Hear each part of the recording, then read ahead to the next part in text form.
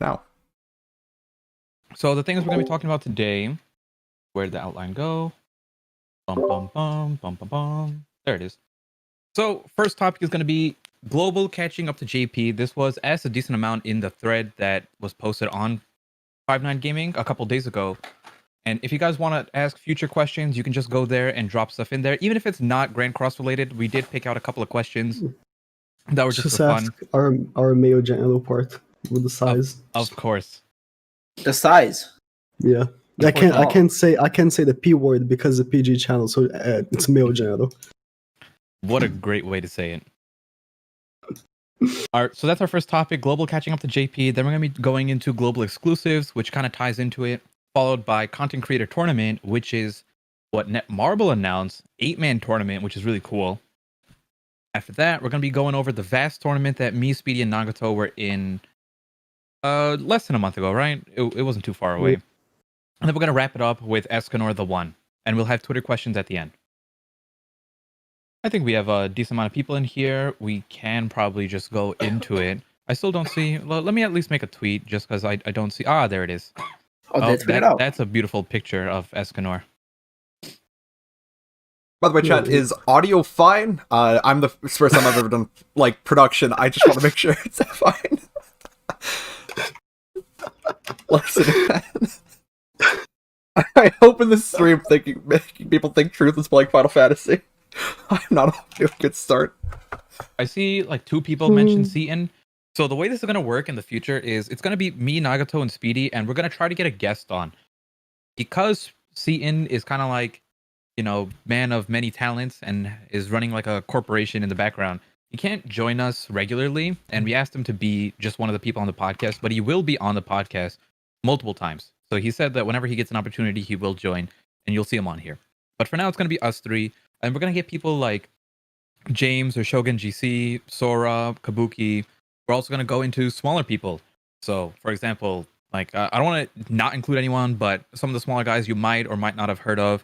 Amazing YouTube. Who do we have? Elian, Marilli, a couple of the people. Elian has some thumbnails I really want to steal. Yeah, anyways, So if I didn't say your name, I don't want to not include you, but we're gonna try to get to everyone at some point. So that's it for now. So no guests here, and let's just go into the first topic. So first topic is going to be global catching up to JP, and the first kind of point we're going to be going over is first anniversary on global. What do we think is going to happen from now until anniversary 1? Pretty easy to decipher. It's going to be the one Escanor. There's no they're not going to release the king for the 1 year. There's no way. It's unhype. The one Escanor for global. I mean, JP released Goddess Lizard. Okay, that's JP. Global at least knows how to do hype stuff. Kind of. Now here's the thing, right? It aligns perfectly with the anniversary too. The window schedule. Mm-hmm. They could just skip the Archangels and put it after the anniversary, and just toss the one. They're just gonna copy and paste the one celebration for anniversary, which was a much better celebration than the actual anniversary for GP. So it's easy to say. The Elizabeth was pretty mediocre. Really mediocre. All of our non-anniversary celebrations have been amazing, and then the anniversary itself on JP was really weird, so weird. Because every celebration, the half anniversary was insanely good, and then the anniversary just sucked so bad. And it wasn't just because the characters sucked. The stuff on it just wasn't good. Yeah, it was very underwhelming. To be honest, nobody was happy. I think the whole community was upset, and we're what is this? So we're expecting Escanor the One for anniversary 1, but what do you think they're gonna do up until that point? How do you think it's gonna go down? We're gonna clearly get Festival King. So there was that leak, or not leak, I would say, the codes that determine the next units. So I think it was Celestials, 3,000 years, and Magic. Celestial is obviously a late. 3,000 years could be Ludosil. Say what? It's a late, bro. Relax. I'm saying a late. I got late. It just sounds dirty. Okay, she's dirty. What you mean? She's up there. All right. I mean, she and, probably then, doesn't shower here. and then the magic has to be Easton, Green Easton. I didn't Yeah? know these codes existed. Yeah, they it wasn't like revealed, but people find out. So Global did this like smart idea to put the boxes that release every week actually inside other boxes instead of like distributing the day of the box. So people just started trying out the codes and they found out every code. Oh right, and then that's when CM Gold made the post like, "Hey, this Yeah, is he was fine. like, I did it yeah. myself." CM Gold, good Yeah. guy. Okay, That so was actually funny. let's get up to speed of the banners. How fast do we think Global is going? Do we think it's a good pace, or like, do you think they're rushing? What do They're you think? definitely doing it Russian. stupid. They're doing it stupid.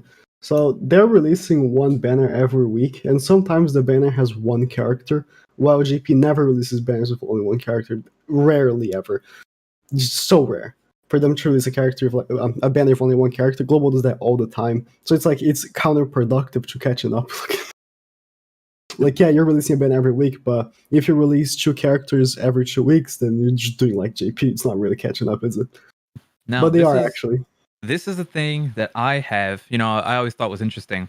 A lot of the fill banners or the skip banners that we got on JP end up getting skipped on Global, and they've been given out for free, which is fine, right? Or Like, it's Hawk fine Pass. to get those characters for free or on a Hawk Pass, but it also means that you don't get like time off on the banners from actual good ones.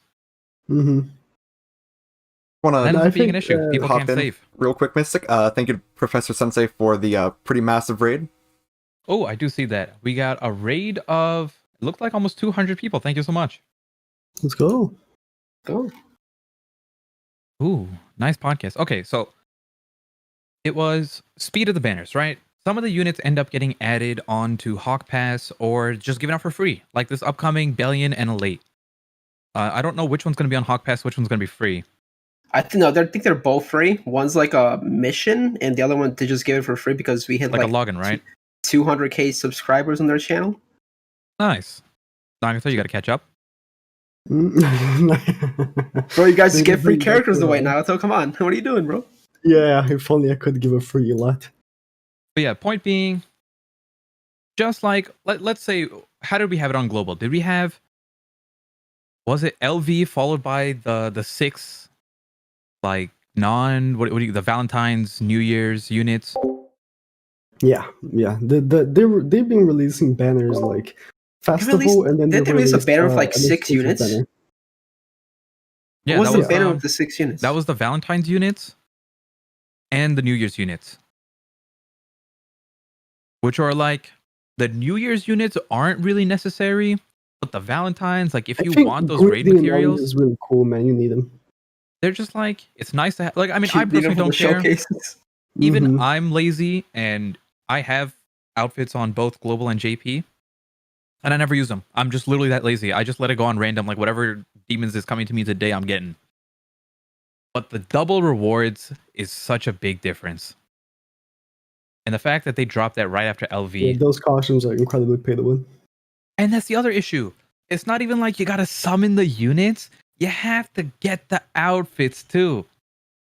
Imagine spending, like, I had to spend almost like 300 gems getting those units' costumes, on top of summoning all 6 of them. So that's one of my big issues with it. One other thing we can talk about is, well, I guess it's kind of wrapping it up. Global catching up to JP, do we think it's going to happen? Yes or no? Like, are they going to sync up? Yeah, Yeah, I think so. 100%. I Just think 'cause, maybe like by 1 year or even like a little later than that, like 1 or 2 months later than that, they can definitely catch up. No, I think it'll take a little longer because by 1 year, it's gonna be the one, right? And then the JP is gonna have more stuff already released, but Probably by like 1.5, right? Or Maybe. around that time. And even if it's not synced up, they'll probably be really, really close, like within a couple weeks of each other. Kind of how I use Blazing as a reference, since they used to be sometimes 1 week, sometimes 2 weeks apart. And I think that's what worries me a little bit. Like when they do catch up, right? Is JP gonna fall behind, or is Global gonna I think go on the the same same release. pace as JP, where they release a new unit every like 2 weeks, or are both Global and JP gonna release a unit every single week? I think That's- they're just gonna copy Korea because Korea is the real, Right. I think they're probably The just gonna real get close enough to where they can do like, okay, we get the Korea and JP updates since they're usually within a couple hours. And then from there, Global follows up a week later, type of thing. Because they need time to translate stuff. hmm I mean like Blazing, like 1 week apart. Yeah. Yep. I mean JP has like 9 hours to translate. I think they can do that. They can translate. They work on these cards way beforehand. It's not like Yeah. they release the card and like, oh guys, new card, Global Team, new card, let's translate. CM Mhm. Gold going hard at work. Okay, let's move on to the next topic. We got global exclusives. Starting off, our first ever global exclusive, OsloHawk. What do you think of OsloHawk in general? Like, just as a unit? I mean they're pretty good. I didn't play that much of them because I'm not a global player, but they're pretty good. I used them for a couple matches. I really liked the ultimate. I thought it was really fun, kind of banishing people for, just banishing them away. The You spot banish ends them up, to the shadow realm. but it's not a strong ultimate. At 6/6, I'll say it's pretty strong because you banish them for 2 turns, they just lose that spot. Like they lose a turn, like a card turn, and they lose a character for 2 turns. That's really strong. Oh, I meant like if you don't have him 6/6, Mm. I don't think he's viable Mhm. or them are viable. I don't know. I don't want to offend anyone's pronouns right now. But let's go over maybe some people don't know if they're JP only. Hawk definitely a them kind of person. So the ultimate is inflicts damage equal to 660% of one enemy. If there are 2 or more enemies, expels target for 1 turn, and then the 1 turn becomes 2 turns at some point later on, right? Yeah. I'm pretty sure that's how it is. I'm not positive. Because I don't have him 6/6. If James was here, he could confirm. But Yeah, his ultimately becomes 2 turns at 6/6. then the other moves are just like decrease attack by 30%, and that one scaled. The other move is AoE, does damage, depletes an ultimate gauge, kind of like what we have on Red Escanor, Blue Lilia. Mm-hmm. So Like overall, the thing is that if you like turn 1 get that skill, you just get his ultimate, like guaranteed. right, which is really cool because of his passive. Yeah, exactly. His passive, the ultimate move. What is it? The ultimate gauge that he removes from his enemy, he just adds on to himself. Kind of like Green DML, green, but yeah, without green. having to go. Yep, what it should have been. I've never used them, so I have no comment on them. Didn't pull them, didn't use them. It's like I don't want to say he's a gimmick character or they're a gimmick character, but they're definitely not meta. It's just like off meta fun, I think. At least from what I've seen, I didn't really build them that much. I just used them on ungeared. That's about it. So in terms of OzoneHawk, I'm not that anything crazy about them. Like we're gonna get it to JP at some point. Like we know it's in the files, but we don't know when we're coming to JP for those. Yeah, it's funny because it was like the mine on JP like quite a bit ago, and then just randomly was like, oh, by the way, this unit's coming to double first. Now, do you think this is gonna be a trend? Do you think we're gonna have this more often, kind of like Dokkan does? I think so. I mean, Dokkan doesn't have like that often, but yeah, I think like Dokkan, they could have like a few now and here and then, there. like like maybe in a year we get like 2 or 3 global exclusive units. The thing is, right, that when Dokkan does it, is for like very hype characters, like LRUI Goku. Yeah, I feel like Global should have done like a hype character instead of like Hawk and Oslo Yeah. to kind of just like spice things up, but I think they kind of dropped the ball a little bit. Now, what if when we were supposed to get not Ellie Hawk, when we were supposed to get Goddess Elizabeth, they just gave us the one on global, throwing everything out of whack. That would have broken the whole meta. Like no, actually, no. I think Goddess Liz is way more annoying. Like, no, not annoying, but like way more meta broken than Escanor. Goddess Escanor just Liz. think does so. the thing. Every I don't new know, character man. Not that having comes Goddess out- Liz on no, global and no, having no. Escanor. Every new character that comes out, Goddess Liz is on that team. On Escanor's team, Goddess Liz is. Look, Okay, tell me what team beats global meta with no Goddess Liz and just Escanor? What team beats that team? Esterosa. You don't need Tarmiel, just Esterosa. Green don't think- Escanor. I don't think Esterosa can. You want to play match right now? Okay, it's a pretty good topic. That's a video right there. I'm telling you, Esterosa shits on Escanor. The attack related stats is definitely a huge hit. No, Yeah, you can run like King. Green Gilfunder, use Green Gilfunder, right? Use Green Gil for Esterosa and then a bomb, doesn't matter who, and you're good. I don't know. Maybe. I'm telling you, you're good. You don't need Tarmiel. Maybe. It's not maybe. Like, Oh, No. maybe. This is kind of not as big of a thing, but usually when people look at JP, they use JP as a reference to what to save for. And mhm. Hawk and Oslo, although this particular unit wasn't anything crazy, they were good. They're not crazy, but let's say for whatever reason, let's say Escanor the One really did drop on global. That's gonna throw off how people save for banners, right? Because they usually everyone who's Yeah. playing on global to some extent knows what they're summoning for or what they're saving for. Everyone. I think that's not the majority of people. I think that's like maybe 20-30% of people watch YouTube and know That's what's true. happening on GP. Like a big majority just plays the game casually. I'm a casual at heart. Casual whale. I'm a casual whale. I just have my 14 credit cards linked up, and that's about it. hmm One fails, go to the next one. But yeah, because like here's the thing, right? Global, they know that a lot of people just don't know like what's coming from GP, right? So they release trash bans like Zarathus and just Zarathus, and some people summon, because they don't know. They're like, oh, Zarathus, like cool character from the anime. I don't know if he's good. I'm You just gonna mean summon. I Gil skipped. Daddy? Yes, Guild Daddy. Thank you. I could never say his name right, so I always just refer to him as Gil Daddy. Yeah, like that's Or why Papa they Lightning. can get away with releasing them. Like these Gil Daddy trash- dropped with on JP Mean or global? and then he And- dropped alone on global. Yeah, Yeah, that and was kinda- for what final boss was he used for? The end. The end? Okay. So here's the thing, right? On JP, they put Zarathus as like a second character no one would want, right? They always do that.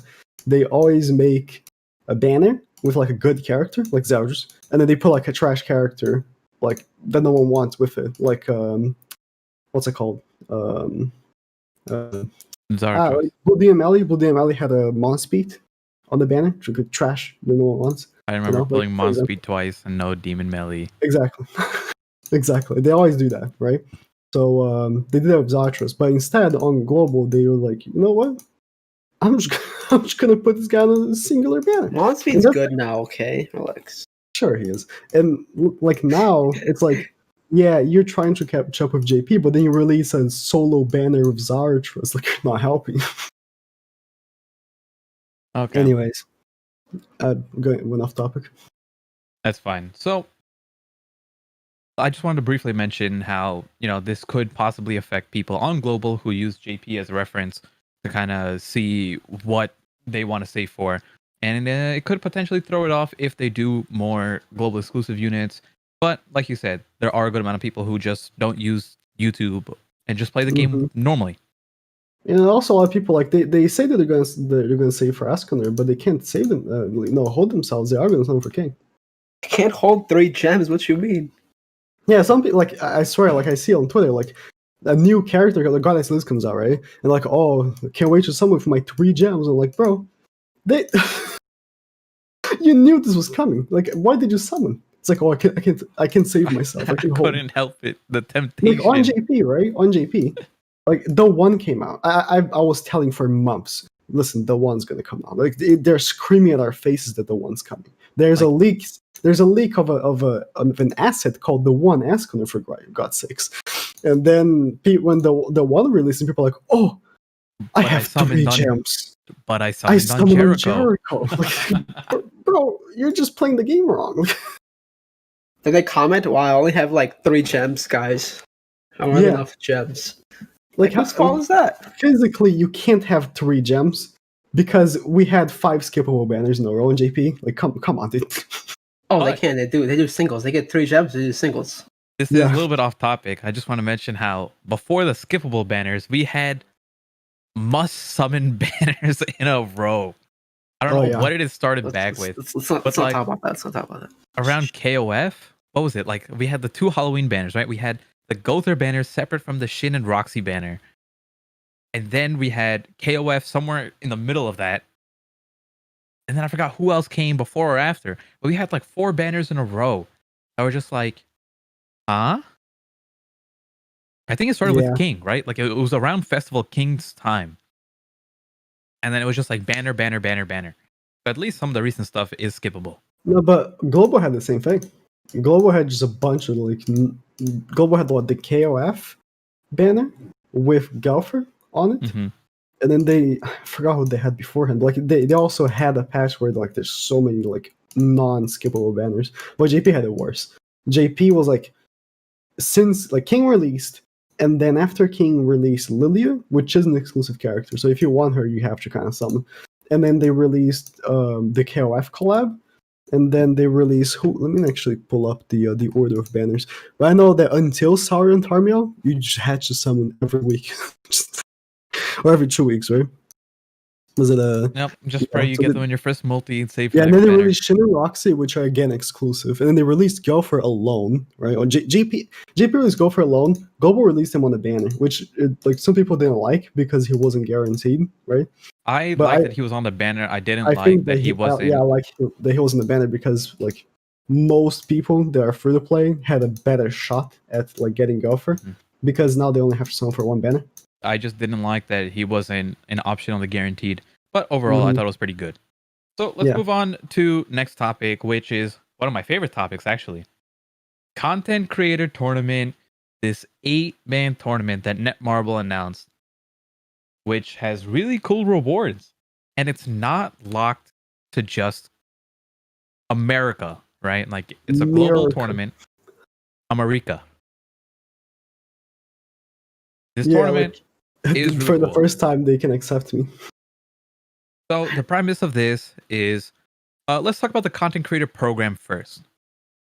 Up until now, there's been a content creator program with Netmarble that you just had to meet the requirements of maybe, I'm not sure what the exact numbers are, but it was maybe like 500 followers on Twitch and 5,000 subs on YouTube. I could be wrong, but that's just 5,000 subs on YouTube. It was how many? 5,000. Yeah, okay. 5,000? You sure? For you. No, YouTube. for 1,000. Yeah, 1,000. Yeah, 1,000. Okay. Mm-hmm. But either way, you had to meet that requirement, and for the most part, as long as you met those requirements, you were in, and you uploaded a Grand Cross video. Make Grand Cross content. Just yeah, maybe if you uploaded a single Grand Cross video in the last 2 years, you were probably fine. Mm-hmm.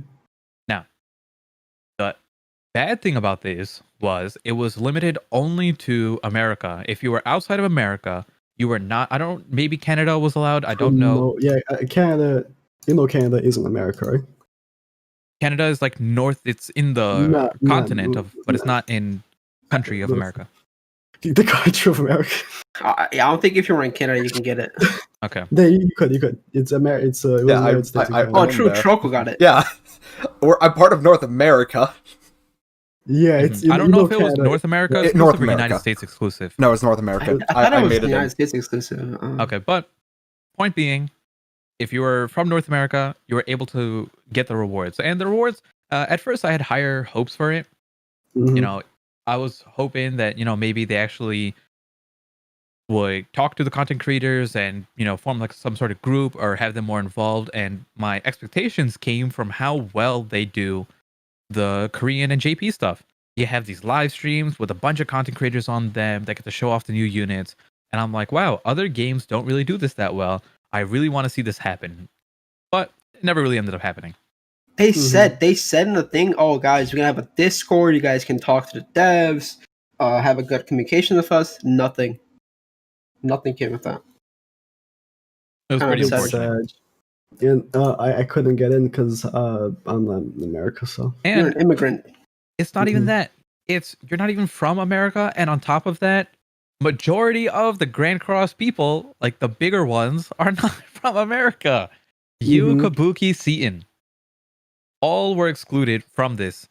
We can include James as well, right? That's like 4 people who are still uploading Grand Cross content today that aren't able to participate in this content creator program. So what do we actually end up getting for the content creator program? They kind of split it up into 2 tiers. If you're like tier 1, which I don't know what the heck the criteria is, you got 100 gems every few months, right? I think it was maybe like every 2 to 3 months we were given 100 gems, and on that same day, if you were tier 2, you got like 30 gems instead, which is nice. I'm not going to complain about free gems, but I was hoping for something more, not in terms of gems, but more in terms of the program. Yeah. So that was the program itself. Like here's the thing, right? So I thought they excluded the rest of the countries and only like stayed in North America because they were gonna send things to people, right? I thought that was their whole idea. You because had to they're put gonna your send address in. things. That was the whole idea, but they Yeah, never said anything. They're gonna send the things, right? So like, okay, put it only North America because it's easier. But then this tournament is not only for North America, and they are sending stuff. So I don't know. Yeah, that's really weird. Let's move on to the tournament. 8-person tournament. And the really cool thing about this is, so we sign up just the same way how you'd apply for the content creator program. They had like a Google form that you sign out. You put your location. You don't have to put your address in, but you got to put your country in and your town. And you link your email. You link your YouTube channel. You put in a little bit of an intro. What else did they ask us? I think, I don't know. There was something else. I asked for like our ID and stuff. Oh, right. Like they needed to know our Netmarble account information, right, for global. Like just our friend code and our name. That's it. Mhm. But as of right now, it's open to the public and they're shipping out stuff, like Nagato said, which is why they didn't. The whole reason of shipping out stuff was the reason why they excluded everyone else the first time. And they're just like, nope, we're still shipping out stuff anyways, and we don't care this time. Everyone's in. So weird. But let's talk about the actual tournament. What do we know so far? The prizing is really cool. Just the entrance of the tournament is giving us 300 gems and 2 hoodies. We're getting 2 hoodies per person, assuming we get in. Assuming, Yeah, I could just not get in. So We don't know what the criteria for them picking us in is. Like, we don't know if they're going to pick English only. I think Speedy or Nagato, one of you guys told me that they were picking, like, you must know English. yeah, that was one of the criteria for streaming or something. You must know English. Okay. Yeah, so I'm assuming you're gonna have to stream the tournament. Yeah, I think they're gonna force you to stream. I'm going to stream. That's still pretty cool. Either way, 8 of us get in. We get 300 gems and 2 hoodies just for entering. And 300 gems is a lot, right? Like, I'm not complaining about that at all. 300 gems. We're talking about, almost $200 worth of gems. That's like a little less than a month's worth of gems you get from just playing the game, just given to you for being in this. And then you get actual hoodies.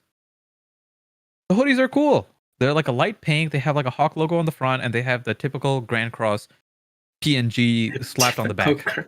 They got a PNG in the back, and they got a I PNG know in the they're front. selective too, though. Look, it's so weird. They could have made 16 people and everyone gets one, but not Nature. Sure, it's fine.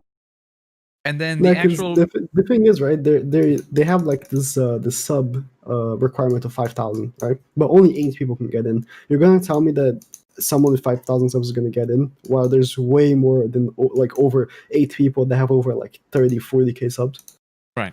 It's So- kind of odd. if we were just to talk about the people that we know, right? So not talking about any, like, I don't know any French people. I don't know any of the other communities that could I speak know English. a bunch of Spanish and French people. Like not even counting them, we already have like way more than 8. Like that's for sure. But just our English speaking group that we typically use. America. America. Mm-hmm. We have just us three, right? And we're all way over 5K subs, right? Nagato, first guy to break 100K subs on Grand Cross. You have Seaton, who's Just also just broke hit. 100K. No, he already hit 100K. Yeah, he just broke 100K. Oh, I thought you said he's just about. Okay. He broke 100K. Then you have me, Speedy, Kabuki, who are all like in that range of like 30 to 50K subs. And that's like, I'm sure I'm missing people in like my and Speedy area. I'm sure there's way more people that are kind of around like that 30, even like that 20 to 60K sub block that play Grand Cross. Mm-hmm.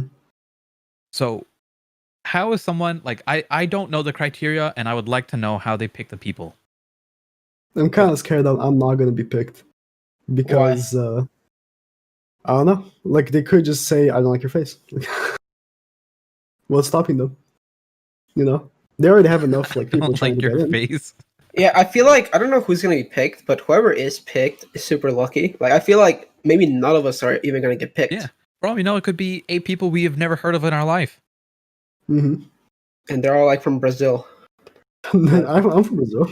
I can get picked. Then. Yeah, but they don't like you're you. They don't you're like a you. German resident now, okay? Relax. True. Nah, I'm illegal in this country. But that's kind of how it is. We're not sure who's gonna get picked, but assuming best case scenario, us three get picked and all of our friends get picked, and we're going into this tournament. How does it work? From what we know, the prizing isn't anything amazing. A lot of the stuff is up front for I just don't being care in for the the tournament. pricing. I'm gonna meme. And yeah, Same. and because that's exactly why I like it so much. Because the pricing is only like, I think like 60 gems. Let's say you get first place, you get like 3 Super Awakening coins. Mm-hmm. So yay! Super it's, awakening coins. I love them. It's not really the pricing is not really relevant. Even if you get 8th place, you still get gems and Super Awakening coins. It's just you don't get 60. You might only get like 15 or 20 or 30 or whatever. So it's just pretty fun. We can do whatever we want in that tournament, and we don't have to worry because I'm really happy with the structure. The fact that it's front loaded, participation award rather than heavy based on the prize. And I'm sure maybe they could do like a more serious one later. But this way, because I'm not like, I am a whale on global. My account is stacked through the roof. Like, it's definitely one of the best accounts you can find on global. But it's not as stacked as Ethan's. It's not as Or James. Exactly, right? Yeah. Like James or Seaton have, like, I don't have a single unit with 15% gear through the board on global. I have like 10 sets of UR gear with over 14% that are like 14.5%, but I don't have a single 15%. I don't have like cosmetics maxed out. Yeah, we're just not competing. We're just not competing. We're gonna be So, the glue eaters. Me and I've already decided. Mhm. So you're gonna see Goddess Elizabeth on every single team. You're gonna see Okay, here's the thing that they mentioned though at the tournament. They said it's gonna be a new game mode tournament. I think it's and gonna be we're gonna be the the people. They're gonna get a first look at this new thing. I think there's gonna be some different rule or like a different aspect where you can't really use all the characters the same way you use all the characters right now in PvP. That's what I'm like thinking they're gonna do with it. I would absolutely love that if they limited or put some restrictions on the characters you could use, but you can't use. Imagine if they adopted the point system and just made their own point system. Like, That would okay, be cool. each unit has a cost. Go make a team. Yes. Yes, I would definitely love that. But yeah, they did mention, because I didn't know about the new tournament mode until Nagato told me literally last week. Mm-hmm. There's this tournament. I mean, it's not like it's announced. It's only like leaked. So Mhm. But super hype. I would definitely love to see that. Now, with this tournament, we can talk about our own tournament that we just did. The Vast tournament, yes. I Yeah. had a lot of fun. I completely failed in that tournament. Lost every Yeah. match towards the end. Mystic. No, you can't talk about it, bro. It's okay. Okay, I got counterpicked by glue eating Valenti players. Okay, I gotta defend you to this day in the chat, man. It's that bad. I still gotta defend the boy in the chat. I Bro, gotta let him know. why is everyone running stall?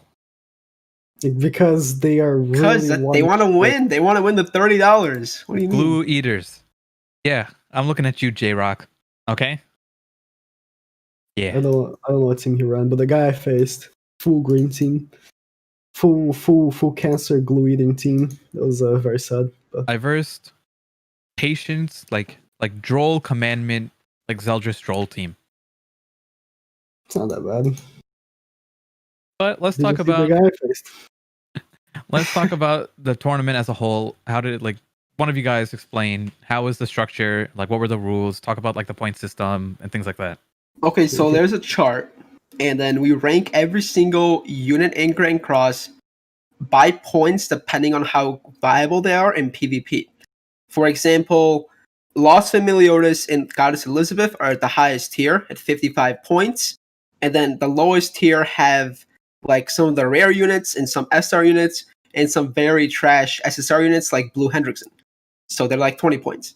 The structure is there's a 140 point total, and you gotta build a team by looking at the chart and the character's worth up to 140 points, and then make a team with it and go into PvP.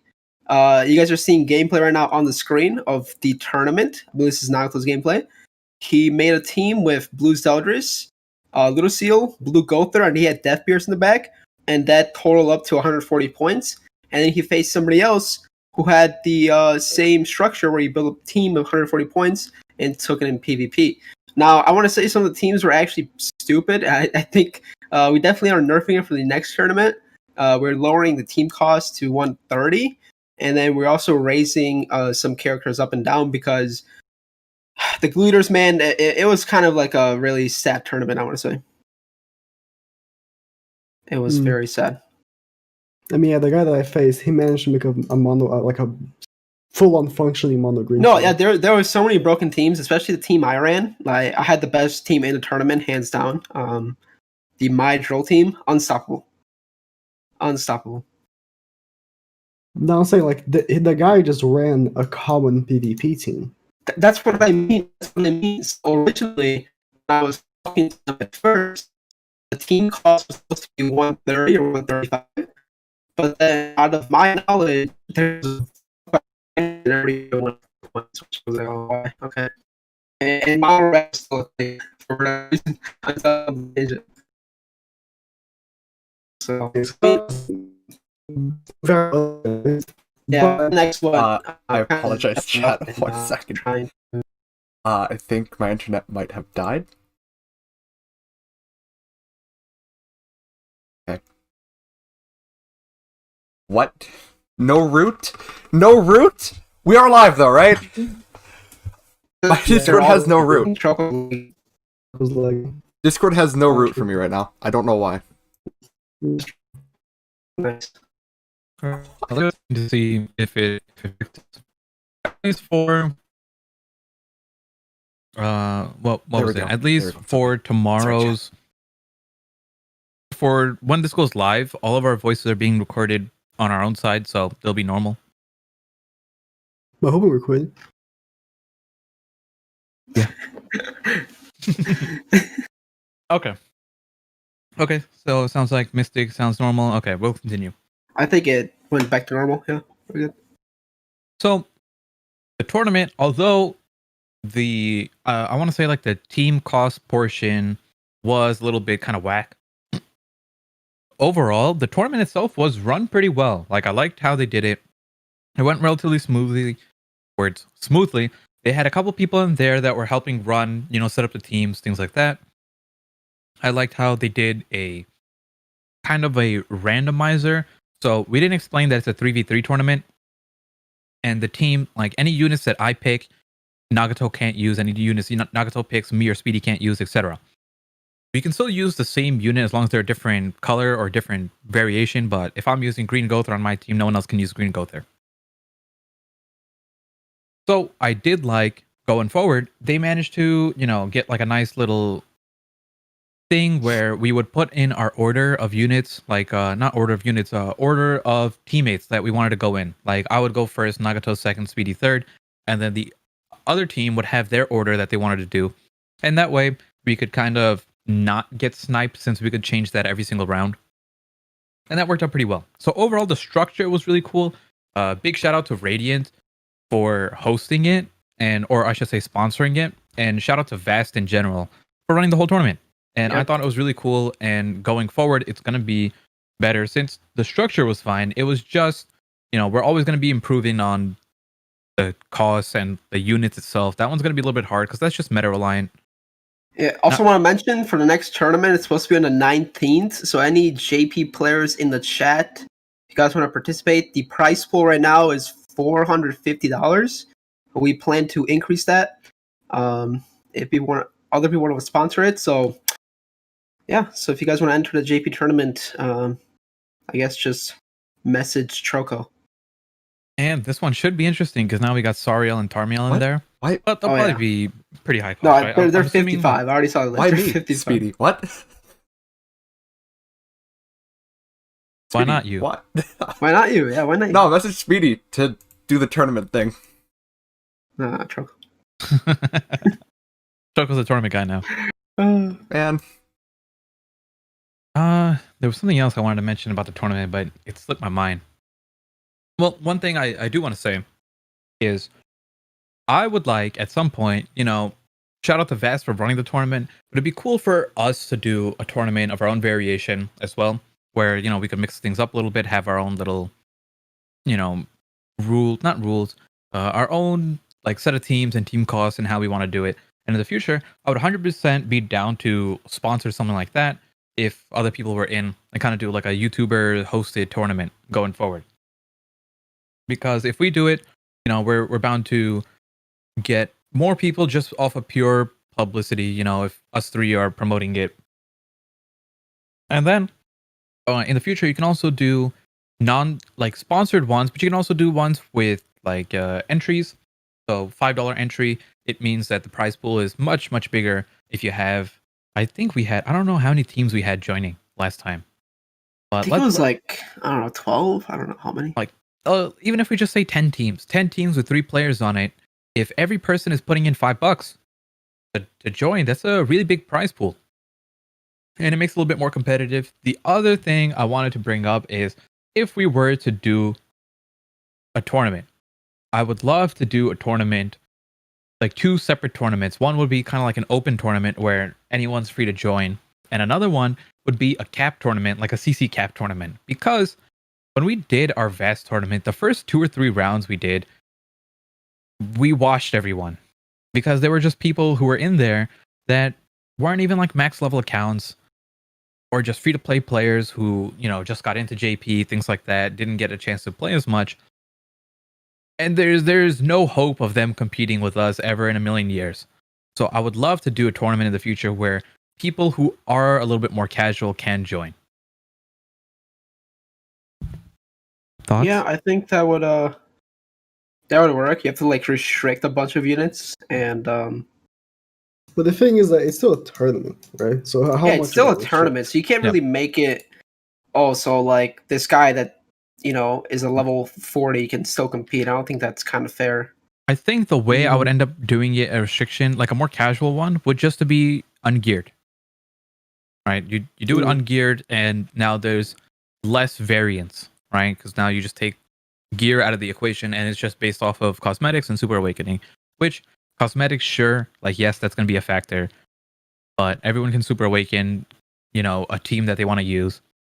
Besides that, it's just going to come down to ultimate dupes and costumes, which, yes, is still a difference, but I think it makes it a lot more reachable. I don't know what the word should be for people who are just playing. Blue Gother's godly. What the hell? Yeah, I saw that Blue Gother weak point attack. Good job, Nagato. Stupid good. I mean, yeah, Gopher is as good as he can get, but What? I mean, I guess that green team I face is just patience, but against a regular team is actually unironically good. GG. Especially because he got buffed. He actually has the highest stats of all the Gophers. And one thing I wanna put out there. It's not confirmed, but there's a chance that maybe Nolar and 5-9 Gaming would possibly be involved in a tournament in the future. No, put 10K down, bro. Come on. The biggest Grand Cross tournament of history. $100,000 on the line. $100,000 on the line. 400 First place takes it all. 400 teams. The tournament Sponsored lasts for 3 by weeks. Nolar and Mr. Beast himself. Mr. Beast, imagine. I would absolutely love that. Just randomly coming across the anime community. Hey, what's this? He starts playing Grand Cross. And I know we only mentioned JP, but even Vast has global tournaments that they do. And on top of that, if we were to ever do a tournament in the future, it would be I think I'm gonna say it's gonna be like 60% JP, 40% global, even though majority of our viewership, like the player base who watches us, is on global. All of us are on JP. And it's always more exciting to watch the current stuff than it is the not current stuff. Exactly. So, I think that wraps up the content creator tournament and the Vast tournament. Do you guys want to add in anything else? No. I mean, it was rigged. Great viewership, man. Mm-hmm. The one thing I do want to say in regards to Speedy's team. Did you just say the one? The one? Say the one? Did I say You the one? The one. Anyways. Okay. Speedy's team. The last thing before we hop on to the final topic, but Speedy's team with the Mai and the Droll. I want to say how that was by far the best team in the tournament, but I think that's perfectly acceptable because that wasn't like a known broken team at that time.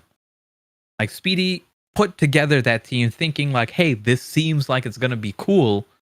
And it just ended up being the best team where it's like other people were just like, here, I'm going to use mono green stall, which I already know is good in cancers remove from that, PvP.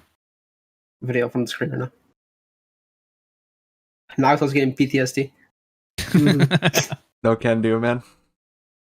But yeah, pretty much point being, I thought Speedy's team was really cool, and I think stuff like that is fun when you find like hidden teams that end up popping off rather than just, running mono red, mono green, Valenti, etc., which everyone knows is busted. Good job, Speedy. That's pretty much my point. Mm-hmm. Lucio, no one knows is good. What? No one knows Lucio is good.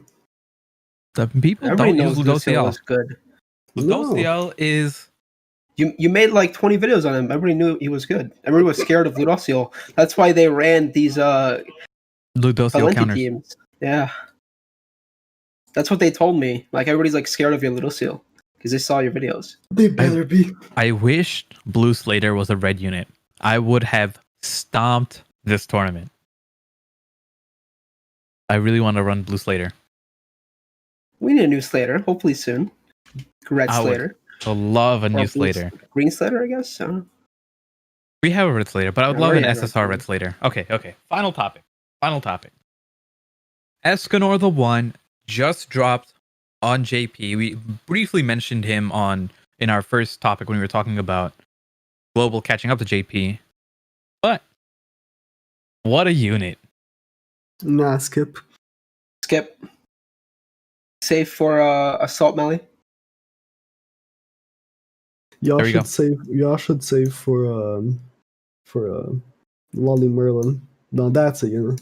That's a festival right there. I want Kid Bon. Please. Okay. Escanor the One came out. Of course, anything Escanor is always hype. Breaks everyone's sub boxes. Everyone's getting the big boy views. And the one thing I want to talk about Escanor, which I always find hilarious, is up until Escanor, day before Escanor drops, who's the best unit? well, I wouldn't say best unit. Who's the best team? King Hendy, in my opinion. King Handy was probably the best team. King Hendy, absolute busted team. But I think that King was the Hen- best team. I think It so. definitely I would was. still use King Handy Hendy. Goddess Liz was probably the best team in the game. Highest CC just like completely stomps everyone. I think a counter team was the Tarmiel Esterosa team, but I don't think Tarmiel Esterosa wins against that many other stuff. So At the like time, no. yeah, But like now, even Target yeah. Source is very busted. In my opinion, I think the Sariel, Blue Droll, Green Gother team was probably one of the best teams.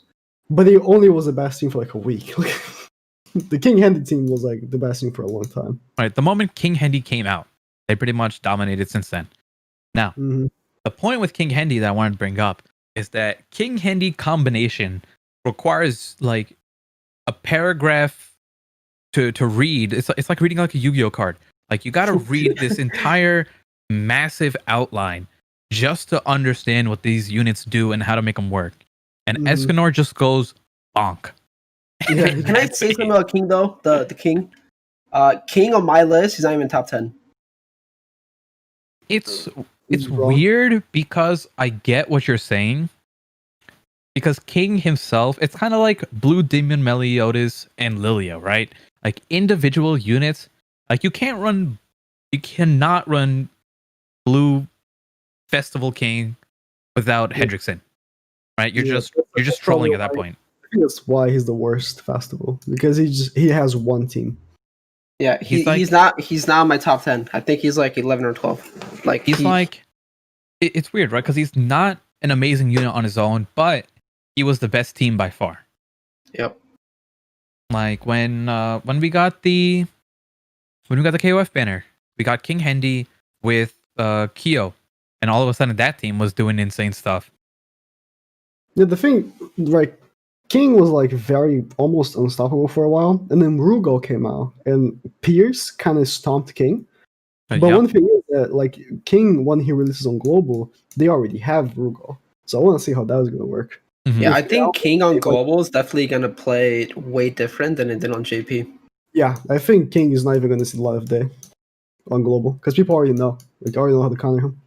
Yeah, there's so many counters. There is Blue Gother is a good counter. Esterosa still exists. Esterosa, OsloHawk. There's so many counters for King. MT, you just don't take damage. You just don't take the Mhm. debuffs. But the one thing that is cool about King is that, in my opinion, better ultimate than LV Melly. Yeah, I also think so. Like, his ultimate is so stupid. I think Like, he's got probably the best ultimate maybe in the game. You just guaranteed to win. It's not only is it a broken ultimate in terms of raw damage, if you now take it into PvE, that ultimate does so much because of its lingering acid thing. Doing Yeah. stuff in final boss speedruns, guild boss speedruns. Mm-hmm. Yeah, that ultimate is crazy stupid. But I want to get back to Escanor. But before we do that, I want to explain like King is such a complicated unit, right? He relies around 4 debuffs, and the more of those debuffs you have on your opponent, more effects happen for King. If you have 2 debuffs on, they can no longer cleanse those debuffs.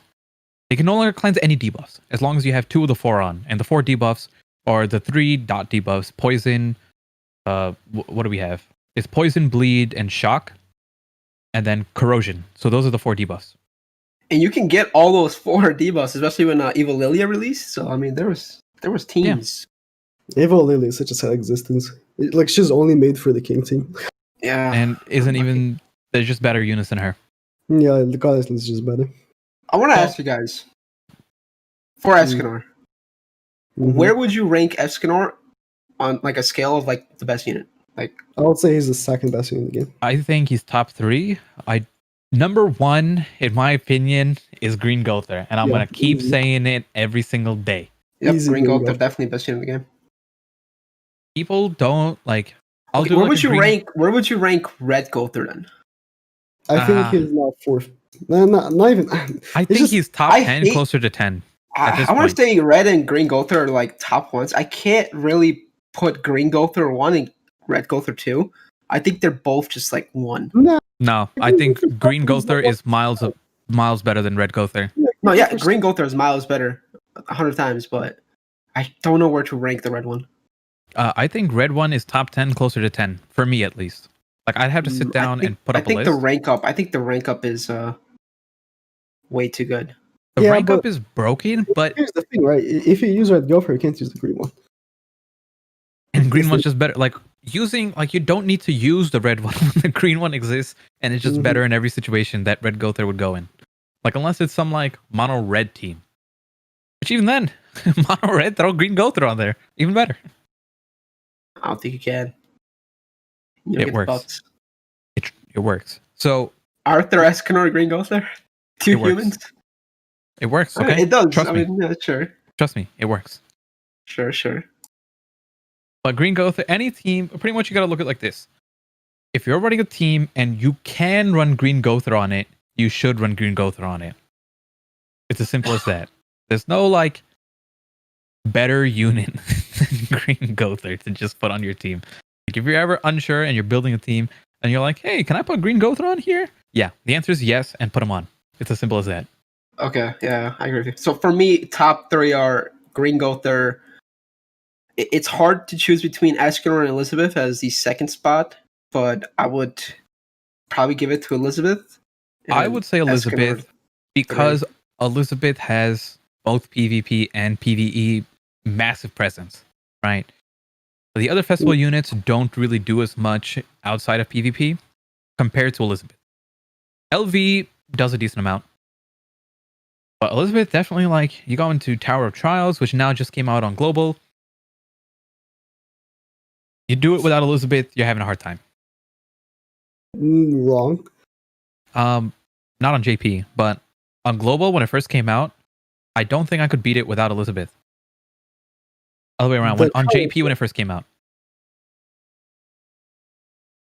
I think the first time I beat it, the first 2 Tower of Trials I did were with Elizabeth on my team, and her res has clutched me so many times. It's just too easy. You just put her on and it's an easy time. Then her shield is absolutely broken, stopping all extra damage effects. Broken unit. Yeah, but like, nah. I just hate her. I can't say that she's better than Escanor. I mean, just because you hate a unit. For doesn't mean- overall viability, I think Elizabeth is better. For Yeah. PvP, like if you're talking exclusively PvP, Escanor is up there. Like Escanor is number 2. Yep. But I don't think Escanor Here's the does thing, enough like, it's not like, outside yeah, of PvP. You had to use Liz to beat that. But for that first tower, like people beat it with like the commandment team, or like people always find a way to beat it without Lost Vein or Goddess Liz. Because you don't need them. You know, it's convenient, but you definitely don't need them. That's true. But Like It's- the one that I just couldn't beat, Zarathos, I had to choose Goddess Liz. Someone beat it by just using blue. What's his name? Blue Fraugen, and you just ulting. That's it. That's all Blue you do. Fraugen, like cheats comp. It's like, yeah, you just none of the PvE activities require her. 0. I guess that's true. But at the end of the day, like the way I look at it is that she's still like a top contender. Like now, let's say you don't have Blue Fraugen and you only have Goddess Elizabeth. Yeah. Like, How do you she's- not? No, you can't say that. Well, I'm just giving you an example, right? Like character. Like, I'm just saying, like, Goddess Elizabeth is a unit that does the stuff really well. You might not need to use her, but it's not like you're not talking about like, oh, instead of Goddess Elizabeth, use Escanor the One. It's like instead of Goddess Elizabeth, use someone else. Like, Goddess Elizabeth is just a really good PvE unit, no matter what. And people who have her are gonna have her built, and they might have her built over commandments. They most likely have her built over everything else. Technically, Fraugen is the exception because you don't want to build. Yeah, I do agree with Mystic. Running cheese does not always work. Goddess Elizabeth is like the safer choice. It's just like for the casual player, they're gonna have Elizabeth built. She's the easy unit to have. That's why she's just more. She's useful in more content than Escanor, which is my point. for overall viability. But Escanor, PvP king right now. Absolutely stomping everyone. Doesn't matter their color unless you're running like Esterosa Tarmiel cheese. I mean, to be fair, I think Escanor team kind of slaps King team. Oh, absolutely. Oh yeah, I don't think King is not the best anymore. Right now. King team just gets one shot. Like you go in, Escanor is bopping King turn 1. Nah, King is completely irrelevant right now. It's kind of sad. Mm-hmm. But he still had a decent amount of time live, right? Like from King to Escanor. How much time was that? 2 months on JP? Like I don't know the timeline. Yeah, I like want to 2 say. months. I actually want to say King became irrelevant. Like what? 4 weeks ago? 5 weeks ago? No when way. we got What? Sariel No Tarmiel. one was running King. Like you play PvP, no one's running King. King's my main team. I would still run King. I just kind of got bored. I disagree. Like using Goddess Liz, go for Lost Vein. It was just better because you use Goddess Liz to shield the effects, and then if you crit Lost Vein, Here's the thing: King team relies on going first. If you go first, the King team, you win. Not necessarily. Pretty much. 95%. And like I'm running, like not everyone's gonna run the Ludociel version, but if you're running Ludociel version, then you're also getting through Elizabeth pretty easily. And I, like up until like 2 weeks ago, I think like even after Sariel and Tarmiel came out, I was still using King Hendy, and I got the Challenger really easily. I mean, yeah, of course, it's baby play against Challenger. But I'm saying, like, you played PvP, no one was running King. Like, I played like over 150, 200 matches every week, and I saw like 1-2 King teams. No one was running King anymore. People get bored. I got bored of the team. That's why I stopped running it. That's probably a reason. That's definitely a reason. Because King team is like, you do like one turn. That's all you have. Because it's like, I'm just trying to see like what team would, maybe it's hard to judge only because like my units are, like my Ludociel is one of the best Ludociels out there, right? Like nearly perfect. My King, nearly perfect. My Hendrickson, nearly perfect. So it's like, sure, like he might not even be the best team anymore, but my team in specific might be still cracked. So I don't know. So it's hard to judge that way, right? Like it could not be the best team, but I'm not losing to anyone anyways. New meta, King team of Valenti, bro. Ooh. I'm not doing that. I'm not playing 40-year games. Okay, so what do you think people on global should be doing now that we have Escanor the 1 out? Skip everything, just sum for the 1. King will become irrelevant. You just know that. And he's on Escanor's banner. How much time do we have till anniversary? It's December. Anniversary's in 3 months? March. And it's the first, it was March 3rd or March 4th, right? Yeah, so the anniversary should realistically start like the week before. Like how it was at JP. We have three full months until anniversary, which means that probably a month from now we'll get King should be like 3 years, I think. Yeah, you won't have enough time to justify King, I guess. Like if King came out now, right, and we knew like somehow we already got Elizabeth a while ago, and King came out like this past week or something, then I think it's fine, just because you have like 3 full months with King. Now the other thing that I want to bring up, we can save it for a Twitter question, but it has to do with King being a 0.5% banner and Escanor going back to 0.25. That was kind of weird. Does that change anything? Let's say global does 0.5 for King, and we're just assuming in a random world where King is 0.5 again, and Escanor we know is going to be 0.25. Does that change how you tell people to summon? No. Okay. Let me say it like this, right? Chances are you're probably not going to pull them anyways. You get guaranteed in. So 2100 0 Escanors? Like King is the same thing. Like chances are you are just going to pull them from the guaranteed anyways. So Fine. You have double the chance of pulling him. I managed to get Is it six. though? I managed to get Is 6/6 King in less than 2 Is it really rotations. double the chance Okay, though? to be fair, Naruto, I pulled 616 at 1800. Yeah, that's I mean, that's my I point. I pulled pulled 660 Escanor in. Okay, but like say- you have your rates raised. True. You got a yeah. point. You're literally paying CM I gold. mean, you're paying Netmarble $10,000 every week I've to seen raise your rates. Nagato's accidentally leaked his Twitter DMs, and you Yeah. just see CM gold in there every time. And he's fighting with CM Rage as well. It's kind of a crazy That's why Nagato is always busy feud. because he's just on DMs with these He's Netmarble between two love agents. stories. Yeah, CM Gold and CM Rage. They're fighting for his love. Okay, so point being, Escanor the One is crazy. We didn't even mention what the hell he does. He boinks people. That's all. You got. He They boinks. see on the screen. They see the Okay. gameplay. Okay, so let's briefly go over how his kit works. He does damage, but he's got two That's things his kit. going about him.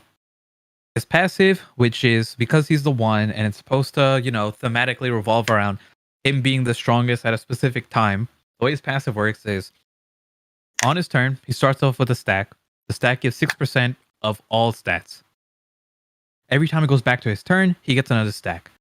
Once he gets to 3, he gets debuff immunity, and then it goes back down to 1. So it doesn't drop to 1. It'll go one stack, 2 stack, 3 stack, then it'll go 2 stack, 1 stack, and just constantly keep flowing between the two. So that's kind of how they made him thematically the one, right? And at his peak stacks, at 3, he gets 18% all stats, which is a lot, and debuff immunity, which is why he does really well into King Team. And that's not even the reason. He just hits like a truck. Then his move, what does the move do? Influx stand? Like what is the word? The more percentage HP he has, the more percentage damage he does. And it does an insane amount, right? The other move he has, which is one that we've seen before, is just the raw damage move. It's the one that Green Meliodas has that does pure damage, right? So in terms of a damaging ability, there's no stronger move than that without like other factors being involved. And Escanor has both. He has a move that does just raw damage, and he has this like influx move, which does damage based on his percentage HP remaining. And that move does so much more damage than the other one. You do crazy numbers. Like with silver cards on geared, you're doing like 200k damage, one-shotting people like it's nothing. And his ultimate, one of you explain the ultimate. So he has Death. Like the effect is called Death. Like yeah, sounds like a fitting name. When he ults, he just does extra damage. Like depending on the ult level, he does more extra damage. And if it's 6/6, it does 100% extra damage. And if you kill someone with the ultimate, the extra damage just goes to someone else. It's like, so if you have him 6/6, when you ult and you kill someone, the ult goes to someone else again. Like just the ult again. It's like he has a semi AoE ultimate. And, Like it's single target strength, but it's semi AoE. and the cool thing is, because we hate Goddess Elizabeth, it's a really good count. I don't want to say counter, but it gets through Goddess It's Elizabeth really- passive really easily. It's a really good counter. But at the same time, I wouldn't say Escanor is a counter to Goddess Liz because every single person running Escanor is using Goddess Liz, so he didn't really change her. Exactly. I can't catch a break from her. That's pretty much what he does. It's at the end of the day, he just does damage, and that's really it. The bulks. It's such a power creep. Like if you take a look at the other Escanors, like let's take a look at Green Escanor, who was the damage guy when he came out. Mhm. It's so different now. I mean, he also bonked, I guess, but To be fair, Green Escanor kind of slaps this new Escanor, bro. Low-key. Green Escanor, like he was just really good for a long time, though. I can't. He's still really good, especially if you're in gold there. Yeah, he's good, but he's not like. I just want to point out the difference between the one and Green Escanor, right? Like how much the game goes and how much they change these units. The thing with the green and the red Escanor is just like they are just made out of damage, but they don't do enough these days to like really compete. Because he does damage, but he that's all he does. Like yeah, you can say the one just does damage, but he does a lot of damage. Like he just does too much damage. That's I the like big it. difference. Exactly. Okay, so that is all of our topics. We're gonna take, I think it's like a 3-minute break. I don't know what the timer is, while we set up the Twitter questions. And Oh, if we want to grab a drink or something like that, give people a chance to do something. Then we're going to come back and go into Twitter questions for about like 15, 20 minutes and end off there. Our first Twitter question, I went out and picked these from the thread that 59 Gaming put out a couple days ago. If you guys want to ask questions as well, or you want to recommend people to join on the podcast, we put out a thread a couple days before the podcast, and you can just ask your questions there. So first question is, I haven't played since launch, but curious on returning, what are the most important things to focus on in order to get my account caught up to the current meta without having to whale out? Save for festival banners and work on gear. I think like Nagato, you would probably have good input on this because you started late. Like you did not play since day one. yeah. I mean, the first thing I did was just beat story, I guess. Because I mean, when I started, the one Escaner, not the one, the green Escaner banner was up, right? And what I did was just farm gems to summon. I'll say, like, if you're gonna start, make sure to start with good characters as much as you can. Of course, that's like a given for any gacha game, right? And as long as you have the good characters, just beat the whole PvE before we go to PvP. Because I mean, I see people be like, they're like rank 30 and they complain that they can't rank up on PvP. Of course, like, you're not meant to play it, you know. And So the I'd say cool thing, focus on PvE first, and not even like super boss. Also, like, see people complain, oh, I can beat the super boss. Yeah, of course, you like rank 20. Like, bro, calm down. JP has been doing something pretty good recently and giving us banners with max level units on them. Yeah, the one they 100% knew this is gonna be the celebration that people that have like maybe quit the game or like have heard of the game but never like picked up are gonna see it and they're gonna play it, right? So like, you know, let's give like all these max leveled characters, and people that are just starting or like returning, they'll have a fighting chance in PvP, right? From day one. And they Like if gave you're good, playing, like you got Green Gother on there. Red Gopher. Not Green, Red Gother, my bad. If you start JP right now, you just get Blue Demon Melee on step 1, and You beat the game. yeah, you can do the whole like the whole story just with just melee. But you even have like even better stuff too. Like you have Reroll the, you also- for you Green also get, Meliodas, like, everyone. You also get green Escanor. You get you get red green Merlin. Escanor missions. You get the green Arthur is fantastic. You get a green crate like Skinny King. You have so many good characters there. And those are just the guaranteed units. Then you can still summon units. You can have green Jericho, green Lilia, green Valencia. There's just so many good characters right now. But I mean, if like, let's say like you start playing the game, but you're not, you know, there's no ban like that. You just start playing the game like on global. I don't know, I guess. I'll tell you the thing I said. Just focus on gearing the characters as well. Gearing is of course very important. Because if you start playing, right, and you just like you just think, oh, I'm just gonna play these the story chapters here, just gonna put some SR gear here and it's gonna be enough. No, you have to actually, I don't know, focus on grinding stuff overnight if you can. It's gold. You have to play a lot, because I played 24, like my PC was never off for a full like 3-4 weeks. So Your just play account the was game. crazy, the amount you played. And like at the time, I spent like what, $50 on the weekly and monthly pack that month, and that was it. Yeah. And that's the really good thing. If you're a light spender, like you don't want to spend money on the game, but you're willing to spend, $30 a month, the weekly packs or the monthly packs go really, really far. Mm-hmm. I think that's good for this question. We can go on to the next one. What's the next one? Next one is, I guess it takes a second to update on the screen. Troco. Yeah. There we go. Sorry, I thought you were in the actual What Discord other server. collab do you want to see on Grand Cross? We've talked about this within our own friend group multiple times, but I'm a big fan of Fairy Tail. Yeah, I wanna see dude. That's Fairy why I Tail. love Mystic, dude. Me and Speedy just know. Dude, 6-6 day one. If they release Fairy Tail 6-6 day one, I don't care. I don't care. It's happening. Nagato, you gonna say JoJo's? What are you gonna say?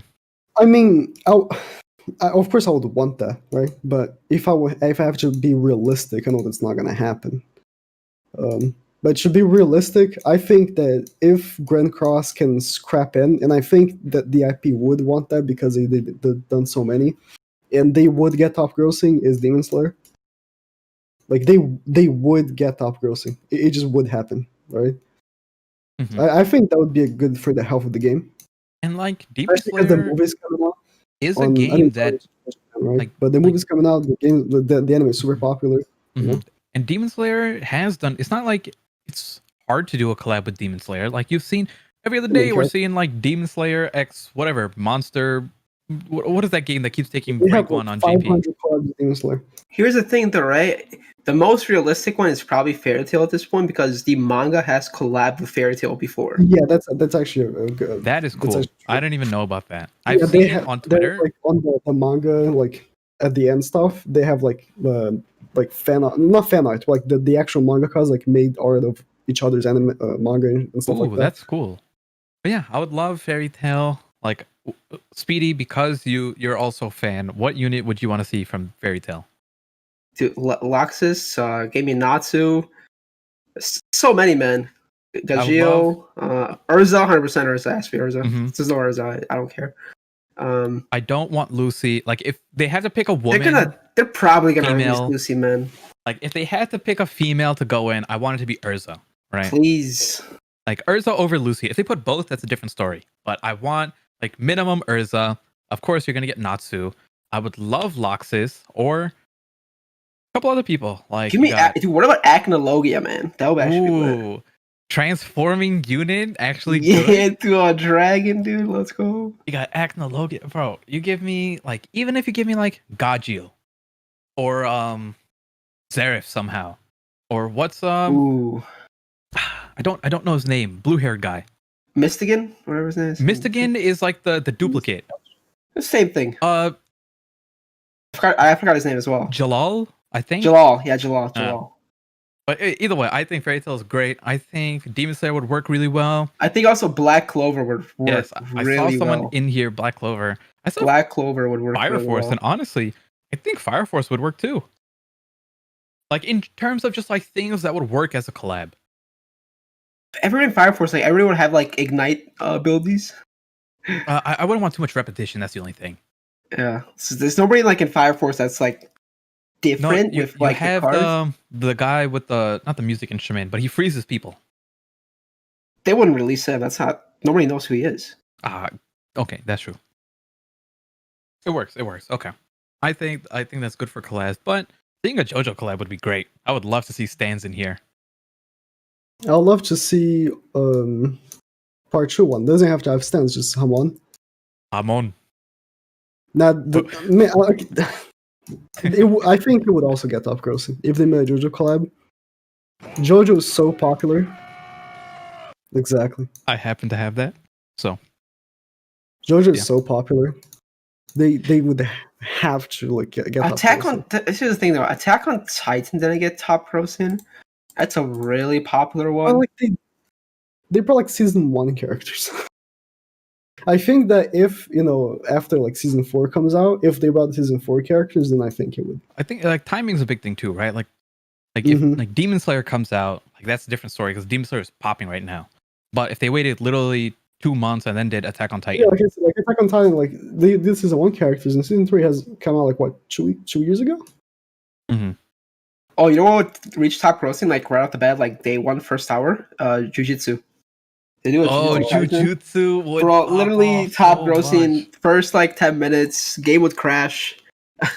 Like people go crazy over the anime, bro. It's actually crazy. 6-6 Gojo day 1. I don't. I've never seen like such hype over an anime. Like before, Yeah, I think it was like Demon yeah, but- Slayer. Like people didn't know, like people knew Jujutsu Kaisen like existed, but it blew up. Mm-hmm. I saw a line in like Japan, people waiting to pick up a new manga. It was like miles of people just waiting My to get the God. new manga. It's Okay, crazy. let's get through a couple more questions. So Next question is: do you recommend skipping Festival King for the one Escanor and Sariel to global players? So we talked about King for Escanor. Let's talk about Sariel. Okay, What so are you your need thoughts? skip, yeah. Both are a skip for Escanor. There's no point you should summon. Because it's like, so I have like my input is they're a skip because of the way we saw them get introduced into the banners. The next immediate banner was Jericho's banner, and both Sariel and Tarmiel were in there, on top of Ludociel.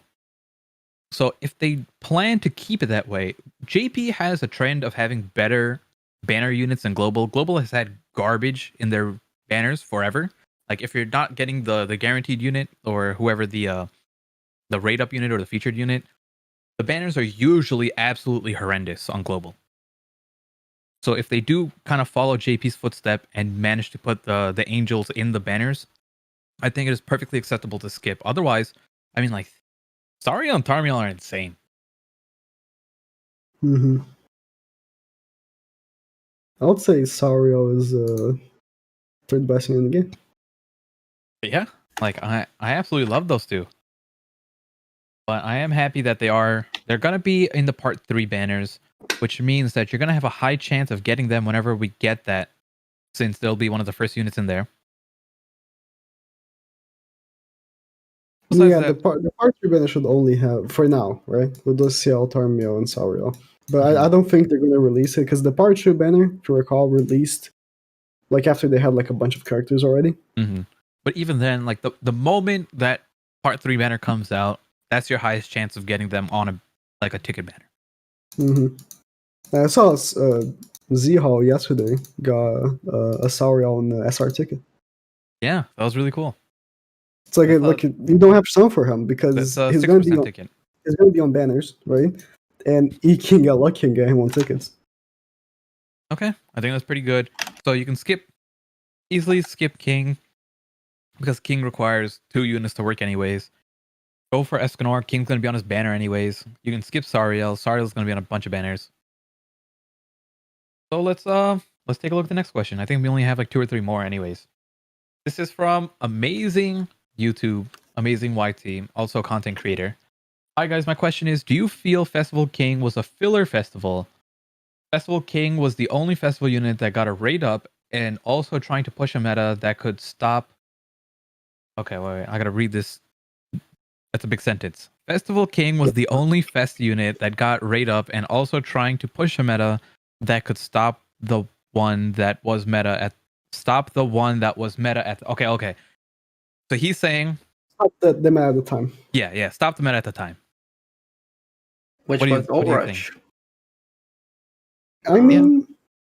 What were people running before that? I mean, it was Goddess It's LV, Overrush right?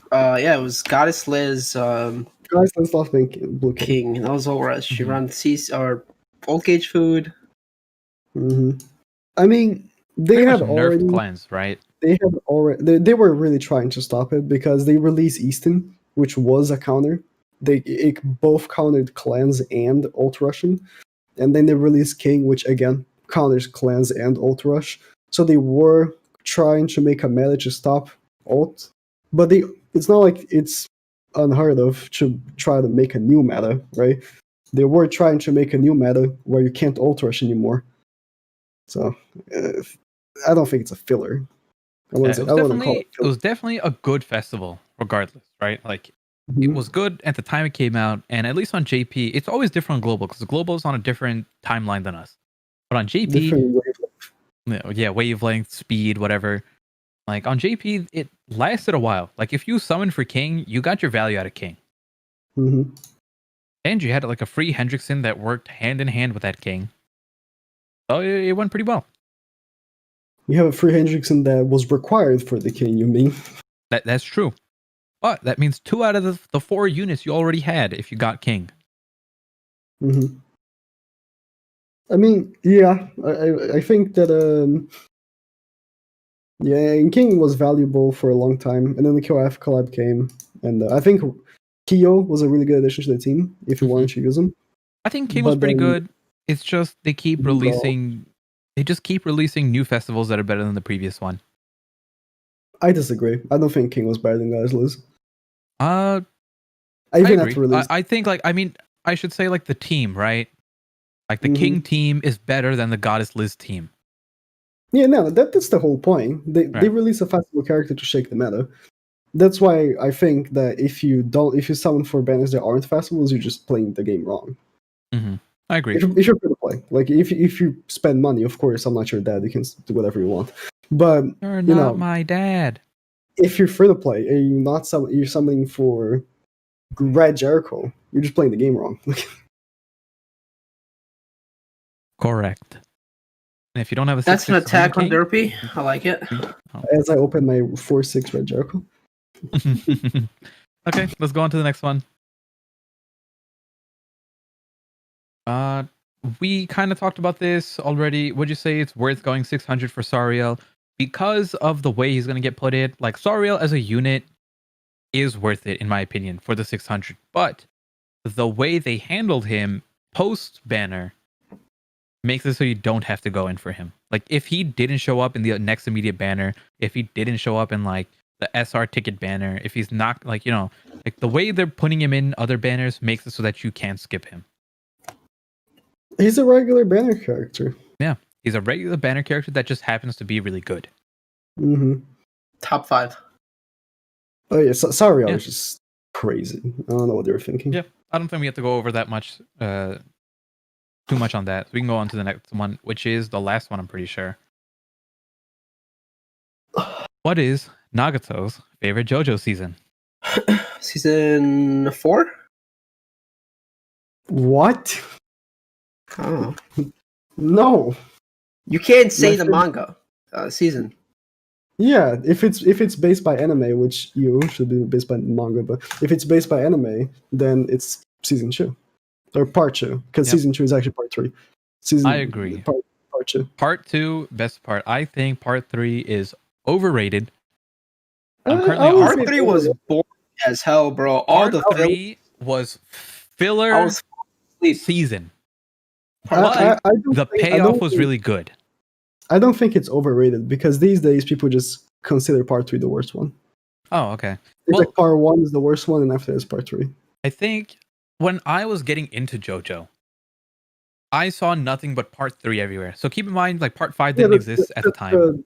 The last like fight is definitely the most popular JoJo thing ever. Like the Right, fight. just like Dio Yeah. versus Jotaro, the whole Cairo, everything. Yeah, I that did that like thing it. Like is the most popular thing about JoJo, for sure. the moment they get into Egypt, it's good. Like it is really good. But their struggle to get to Egypt I did not like that. Hmm. Either way, I agree with Nagato. Part 2, best part. For me, it's part 4, part 2, part 5, part 1, part 3. I'm really enjoying part 4, but I'm not done with it yet. I just really like Josuke, man. No, but here's the thing, right? You guys haven't read the manga. I haven't. No. Part 7 is peak existence. Not even peak fiction, it's peak existence. I don't think anything ever created will be as good as part 7. Okay. Well, gotta look forward to that. Very factual. Did you skip part 6 or did you go straight into part 7? I skipped part 6 and then came back and read it. Okay. Did it make a difference? Like, were there spoilers going like forward, Nah, skipping it? I already knew the end. If you know the ending, you can read part 7 Okay. because they're not connected. Okay. I think that about wraps it up. That was our last Twitter question. Overall, this was about an hour and a half in length. Perfect time, I think. So going forward, our future podcasts are going to be structured like this. The only difference is we're most likely going to have another person on here as a guest, and that fourth person would be rotating. Is this a weekly podcast or? I was We telling. can't do this week. I I'm, was I'm saying it thinking should going be- every 2 weeks. Yes, I'm thinking bi-weekly is the good. Like we talk about a lot, right? And there's not By- much to by talk about on a weekly, weekly which basis. comes a week or every 2 weeks. Every Uh, 2 weeks sounds perfect. There's not too much to talk about when it comes to on a weekly basis. Like we talked about Escano the One for about like 20 minutes. You know, we talked about Hawk and Oslo on Global for about like 15 minutes, and that pretty much covered everything recently that happened. So if we do that every week, it's probably not going to work out too well. and it's going to be a pretty boring podcast. So I think every 2 weeks is fine. You will see, like I said, on the 59 Gaming Twitter, which I don't know if there's anything linked down below. Yes. So if you scroll down on Twitch, and I'm sure it'll be there on YouTube as well, the Twitter account link, whatever, is going to be there. You will see the Grand Cross Podcast question thread that you can ask stuff in. And keep in mind that even though we only went over 6 questions, some of the topics that we picked out, I picked out because I saw them in the thread. So rather than answering them as a Twitter question, I thought they were good enough to be a whole topic on its own. So make sure you put stuff in there that we can talk about. And yeah, overall, I thought it was pretty good. And before we wrap up, if you guys are catching this live on the premiere for YouTube after this premiere is over, come back to the 59 Gaming 1 channel, twitch.tv/59gaming1, for the Dokkan podcast after this premiere wraps up. And I believe that's about everything. Any final words from Nagato, Speedy, Mystic? Nothing for me. I had a good time. All right. Thanks for coming by, chat. Have a good day. Goodbye. Bye-bye. Can you stop recording? Yeah. Nice.